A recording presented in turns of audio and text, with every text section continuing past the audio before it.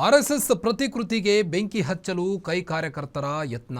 ಬೆಂಕಿ ಹಚ್ಚಲು ಹೋದವರ ಮೇಲೆ ಬಿದ್ದ ಪಂಜಿನ ಬೆಂಕಿ ಕಾಂಗ್ರೆಸ್ ಕಾರ್ಯಕರ್ತರ ಮೇಲೆ ಬೆಂಕಿಯ ಕಿಡಿ ಬಿದ್ದಿದೆ.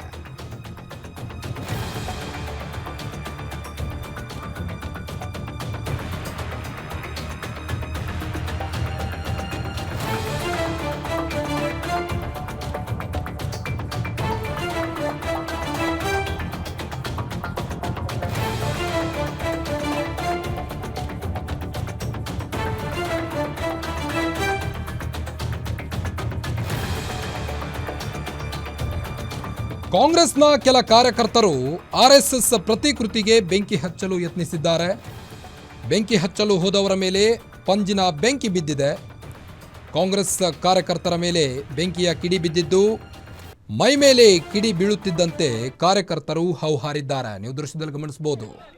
ಆರ್ಎಸ್ಎಸ್ ಪ್ರತಿಕೃತಿಗೆ ಬೆಂಕಿ ಹಚ್ಚಲು ಹೋಗಿ ಒಂದು ಘಟನೆ ಸಂಭವಿಸಿದ್ದು, ಬೆಂಕಿ ಹಚ್ಚಲು ಬಳಸಿದಂಥ ಪಂಜು ಕಸಿದುಕೊಂಡಿದ್ದಾರೆ ಪೊಲೀಸರು.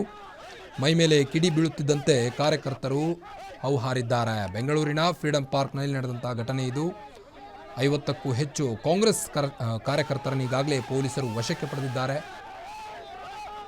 ನೀವು ದೃಶ್ಯದಲ್ಲಿ ಗಮನಿಸಬಹುದು. ಮೈ ಮೇಲೆ ಕಿಡಿ ಬೀಳುತ್ತಿದ್ದಂತೆ ಕಾರ್ಯಕರ್ತರು ಹೌಹಾರಿರುವಂಥದ್ದು. ಇನ್ನು ಪೊಲೀಸರು ಆ ಒಂದು ಪಂಜಿನ ಬೆಂಕಿಯನ್ನು ಕಸಿದುಕೊಳ್ತಾ ಇರುವಂಥದ್ದನ್ನು